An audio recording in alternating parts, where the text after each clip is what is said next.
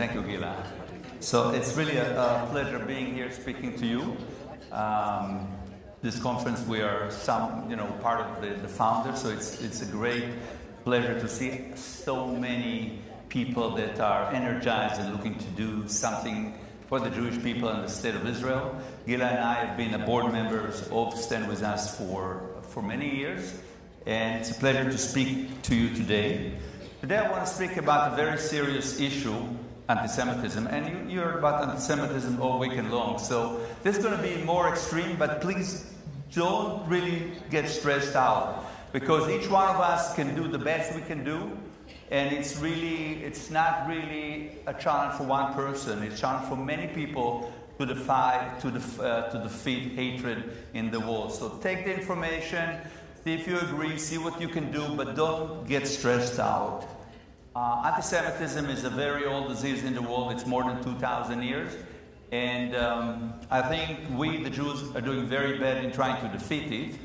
In fact, it's going up, so we're not defeating it. And it's pretty clear why, many reasons, but we're split. The Jews are split.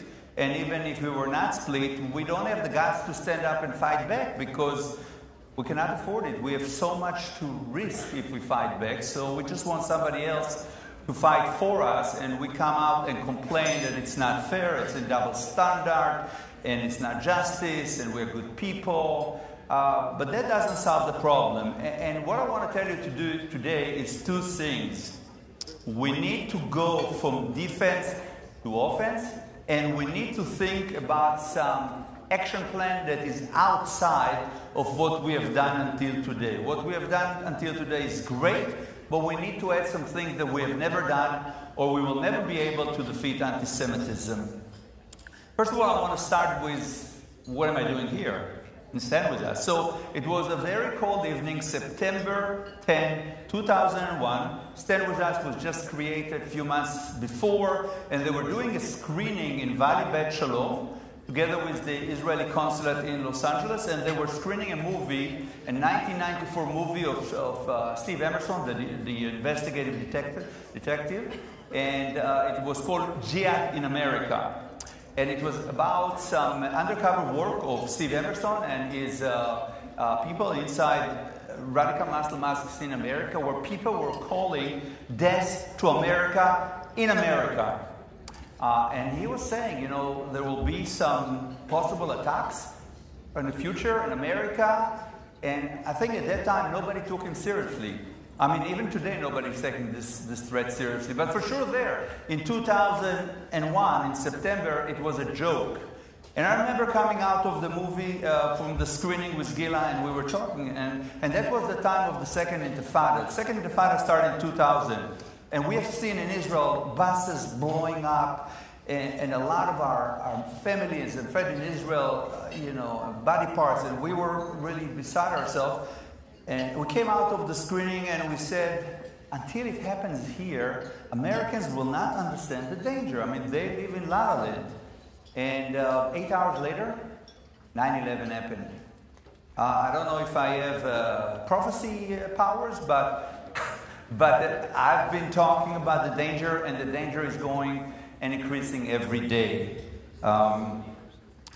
So this was really a turning point for us, 9/11. We got more involved in Jewish pro-Israel organization. We joined AIPAC, we joined StandWithUs, and in 2006, together with Nati, who's not here anymore.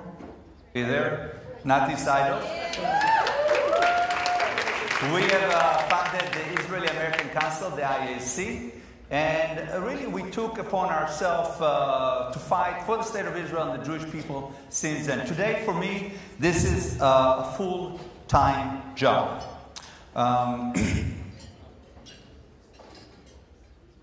I think today, anti-Semitism, and you spoke about it a lot, is growing by leaps and bounds. And I want to just ask you a few questions. I think you've been asked before, but by raise of hands, how many people experience, or somebody in their immediate family and friends experience anti-Semitism in the last few years? I see the majority here. How many people think that anti-Semitism is growing? the majority. I totally agree with you. It is growing. It's exponentially growing.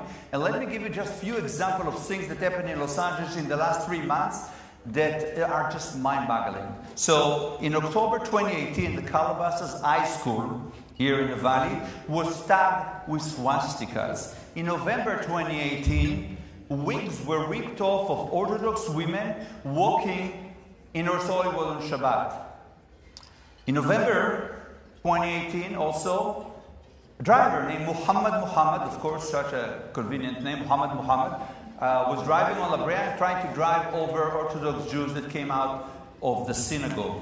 In December 2018, also in North Hollywood, we got a guy named David Brenner, not Jewish, standing outside of Chabad of North Hollywood, kafia on his head, machete in his hand, taking pictures, if he's saying, now I'm just coming to take picture, but tomorrow I will do something more. And obviously nobody here, the police doesn't really think, just a lunatic standing there with machete outside of Chabad. In January of 2018, swastikas were tagged outside Temple Bet El in Ventura. So this is just in the last few months. And it feels like if years ago something like this happened, we were all saying, oh, anti-Semitism. Now we're all becoming complacent. Things are happening every day, and we're just saying, well, what else is new? And we're not doing anything about it. So let me go to a letter or email I received a couple of months ago. I think you will be shocked from this letter. It came from a young mother. She has kids in the ages of 12 to 17. She was born in Israel. She lives here in Los Angeles. And her kids were born in the United States. And she writes me the following. Dear Adam, anti-Semitism is spreading like wildfire. My kids tell me what they hear from fellow classmates, and it is horrible. They get into argument all the time. Things like Israel is an apartheid state, you Jews have white privilege, you have Jew money. My son wanted to start a Jewish affinity group in his class, and he was told by other classmates the Jews are white and do not need an affinity group.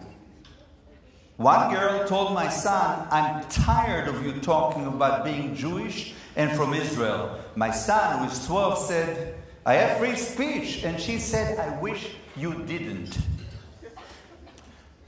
It's open season, she writes, on Jews now. So sad, scary and depressing. I don't remember it being so sad, so bad. The problem is that we are not united as Jews, and sometimes we are our own enemies. That's the letter.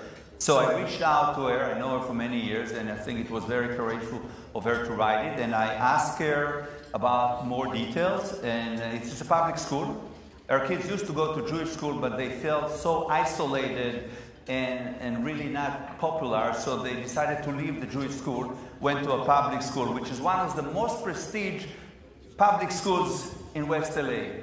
And I asked her, would you be willing to go public? Perhaps we can give the letter to StandWithUs or some other organization and do something with it. She says, absolutely not. It's going to only aggravate the situation. My kids are going to be isolated even more. I cannot afford to go public. And I think she's not the only one. Many of us that suffering anti-Semitism feel that we cannot afford to come forward with this and complain because we're going to be subject to more prosecution. We don't have the guts. Jews do not have the guts to stand up and fight back. It's a fact. I mean, I'm not blaming anybody, but I think a fact is a fact. Not you. You're one of the best. So don't take it seriously. I mean, everyone does the best they can do. We don't have no complaints to anybody. But it is the fact, and I think if we want to defeat anti-Semitism, we need to convince the American people it's an American problem. We don't come and say, listen, Americans, whatever start with the Jews, never end with the Jews. This is nonsense. We have to show them that the enemies of the Jews are the enemies of America. And whatever they're doing to the Jews today, they're already doing against Americans, European. We need to show America this is an American problem. It's not a Jewish problem, and the Jews don't have to fight it. Americans need to fight it. Because look at it, anti-Semitism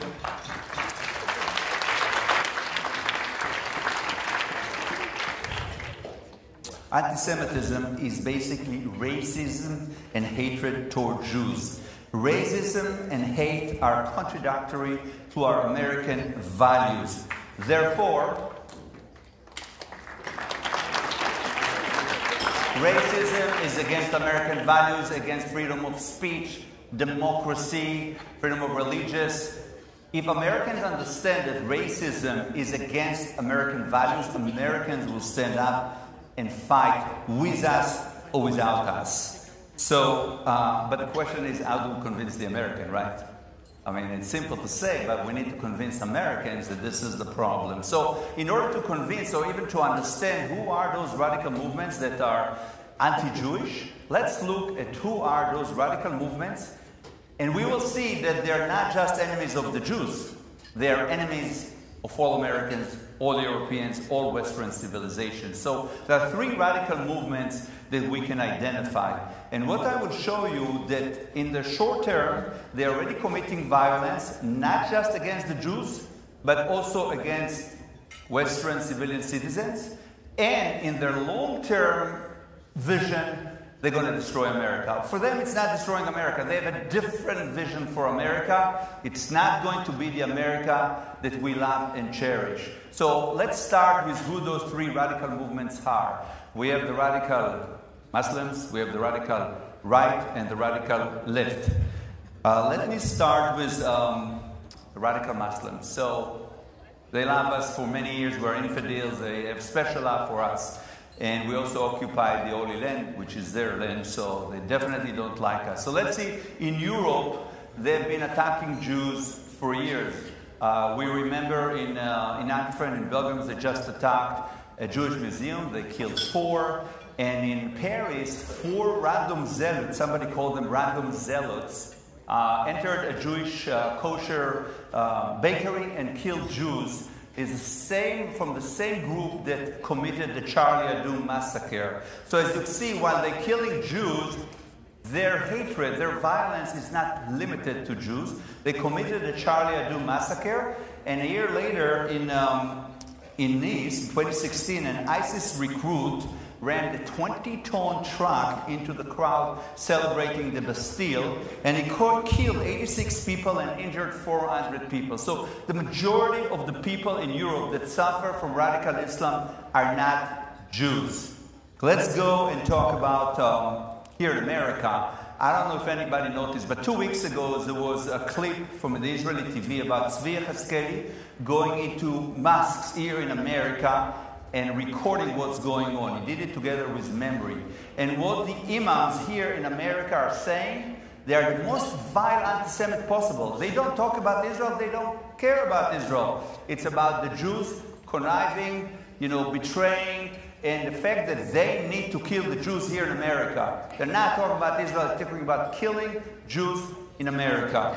But in the meantime, we know that most of the terrorist attacks that radical Muslims have committed were not against Jews. We know 9/11, we know San Bernardino, we know Orlando, we know the Boston Marathon, we know some incidents in New York, we know that Port Hood. I mean, while they hate our guts, they are killing many more Americans than they're killing Jews. And if we're talking about the radical right for a second, we know how much Nazi propaganda there is. There is newspaper, they have newspaper, they have swastikas all over. And we know in Pittsburgh last year, a white supremacist came into the synagogue and killed 11 worshippers. But radical right is not just against Jews. Most of the people the radical right are killing are not Jews. Just last month, the authorities discovered that Christopher Paul Hasson, a Coast Guard officer and a former Marine, who by his own definition is a white supremacist, he was planning a terrorist attack on Democrats and those on the left who he felt threatened the superiority of the white people in America. They found a hit list in his pocket, including Speaker Nancy Pelosi, Senate Democrat Schumer, and all the presidential hopefuls such as Senator Christian Gillibrand, Elizabeth Warren, Cory Booker, and Kamala Harris. So we can see that white supremacists are not just about Jews. They're about killing and have a different vision for America. Let's go to the hard left for a second. They have a history of anti-Semitism that goes back at least 150 years. It started, and you're all familiar with what is called the Protocol of Zion, the Elders of Zion, the infamous early 20th century Russian. It was a forgery. There's nothing like that. But the Russian had forged a document, and they called it the Protocols of Elder of Zion, that describe a plot by Jewish money interests to subvert and destroy Christian societies through their finances. This in turn drew long-standing European and anti-Semitic tradition that portrayed Jews as non-loyal, greedy, and conniving. If you know, people now today on the left are saying basically the same thing. This started many, many years ago by the communists in Russia. In the US, we have seen a very quick growth of the BDS movement with the aid of radical left. Those movements mimic the anti-Semitic boycotts of the 1900s through the Arab world and Nazi Germany.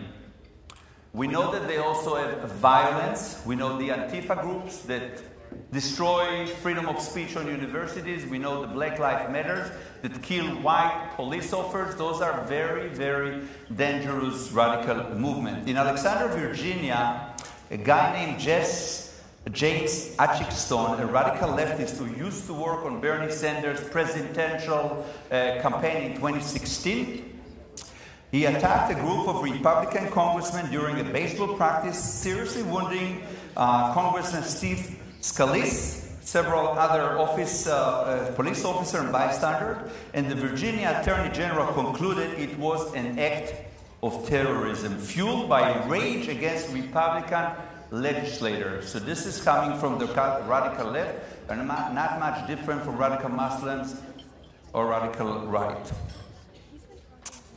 Now, let me talk about what's the vision of those three radical movements for America. If we're talking about white supremacists, what's their vision for America? They would like to have Nazi America, white supremacist America. Everybody here is white and Christian. Jews, immigrants, African Americans, Latino, out of here. That's the vision of white supremacists for America. Let's talk about radical Muslim vision for America. They're saying we would like to Islamize the population. We would like to have here an Islamic caliphate in 50 years. They have the book 2064. The time is coming fast. I don't think they're going to do it by 2064. But they have a vision, 75 years, 100 years. America is going to be an Islamic caliphate. Sharia law is the controlling law. This is their vision. It's not going to be America. It's going to be something else. So let's talk about the radical left. They would like here to have a socialist, communist country. It never worked anyplace else in the world, but they know exactly how to run money from the rich, give it to everybody else, and everybody's happy. We should be Venezuela. If we let their vision for America, we're going to have Venezuela here in 50 or 100 years. So I think their vision for America is very dangerous. In the short term, they're violent, and in the long term, they're going to destroy America. So if we can substantiate this to Americans, perhaps we can convince them those radical movements behind anti-Semitism are an American problem. Now, I know it's not easy. I gave you the vision, but the pudding is in the details, or the devil is in the detail, right? Whatever it's. So, okay, Nat is going to help me with the details. I got some ideas. I want to share with you some ideas how it can be done. And but before going into the action plan, I want to tell you that we today have three major advantages that we never had before in the history of the Jewish people. First of all, advantage number one, we have the State of Israel. State of Israel. This is, a superpower in the Middle East, which its goal is to protect the Jewish people wherever they are. They went to Entebbe and saved the hostages. They went to Taiman and brought the Yemenis. They went to Ethiopia and brought the Ethiopians. They went to Iraq. They are inviting the Jews of France and Britain to come. Without Israel, we're in bad shape. But we have Israel, and we get a lot of energy and power from Israel. One problem, we have a lot of good souls here in America, Jews, that feel that the best thing for them to do is to weaken Israel. I said that beggars cannot be choosers. We have one Jewish state. Our I think our mission is to strengthen Israel and not allow other people that feel that Israel could have been better and weaken Israel. So we need to stand up for the state of Israel every day against Jews and non-Jews. This is really where our power and energy comes from. Another advantage, we are the most successful immigrant community in the history of the United States. Jews are rich. We are in every industry. We are in Hollywood. We are in the media. Hollywood, yeah. We got so many Oscars. And, you know, we are in finances. We are in the government. We're every place. We got money. We got power. This is the time to use, right? I know if we don't use it now, maybe in 5 or 10 years we won't have the same power. It's really important the Jews that care about those issues will stand up and be part of the campaign, because we do have the ability to do it. And thirdly, and the most importantly, if we are able to convince the American people it's American problem, we're not alone anymore, right? We're not alone. We have all the American people to partner with, to work with. We can be part of the campaign. We don't have to lead it. This is the first time in history that the interests of the Western civilization are the same as the interests of the Jews.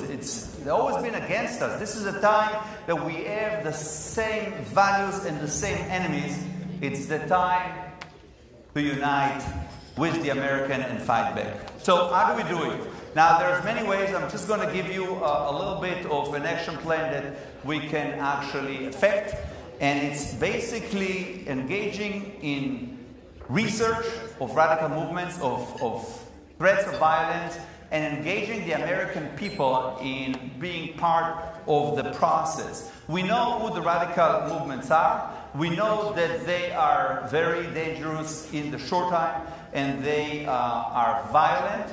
So our key is to start investigating all the radical movements, the individuals, the groups, the networks, the funding, the agenda, the activities, and see, at least in the short term, what they're planning. Not what they're planning 100 years from, but what they're planning today that can be dangerous to American citizens.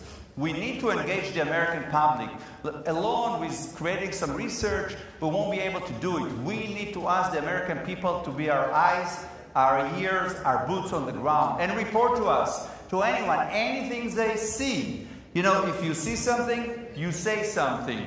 And together with research ability and information that come from the public, we will be able to educate and alert the American people to dangers that are coming from those radical movements. So they can see for themselves that those radical movements are anti-American. They're an American problem. But we need to substantiate what we're saying. If we're just writing articles, just saying things, nobody will take us seriously. We need to substantiate with evidence everything that we're doing. And today, we do have the ability to do it. Now, this is a plan. It's actually being executed. Anybody that knows me knows that I'm not a professor, I'm not a scholar, I'm a businessman, and I usually do what I present. This is basically what I do. I think about the problem, I try to solve it. So what I'm telling you right now, it's not an illusion, it's not a theoretical thing, it's actually happening, and I think we're going to make an impact. Now, everybody here asks, okay, so what do you want from me? What should I do? Well, it's very tricky. Most of you are students, and I think you need to be engaged in this process. You need to be part of what's happening in America. You need to report to StandWithUs and other what you see. You need to sign website that decide to fight against this. You need to sign petition, write letters, make comments on website. You need to be active. You need to be eyes, ear, boots, or whatever you can do, and it will become bigger and bigger. The second way, obviously, is to spread the word, bring more people into the plat, and bring a lot of non-Jews, because with Jews alone, we're not going to solve the problem. We need to go wide to America and bring many to our teams. And together with our research capabilities, we're going to make an impact. Now, I just want to summarize, because it's been too long. Nati, it's been too long? No? Perfect. Okay, in summary then. In summary, when it comes to racism against the Jewish people, I say enough is enough. It's time to stop being passive and go on offense. It's time to stop being risk-averse, stand up and fight back. We cannot afford to be passive and ignoring the problem. We need to stand up. We need to be part of the campaign to defeat it. Racism and hate are not just a Jewish problem. They are an American problem. It's a problem for all Americans, and only the American people can defeat these radical movements. We cannot defeat those problems, so let's bring more to fight with us, and we don't need to lead. Let them lead. We can support money, information, resources. Let them do, and we will follow. And lastly, we must start playing offense, join forces with other Americans to combat, and we must use out-of-the-box method. We can't use the things that we used which never work. Let's think about what's new that we can do to make an impact. What is that nobody's doing can make an impact? Let's do things out of the box that we've never done before. The time is now, and it's on us. Thank you very much.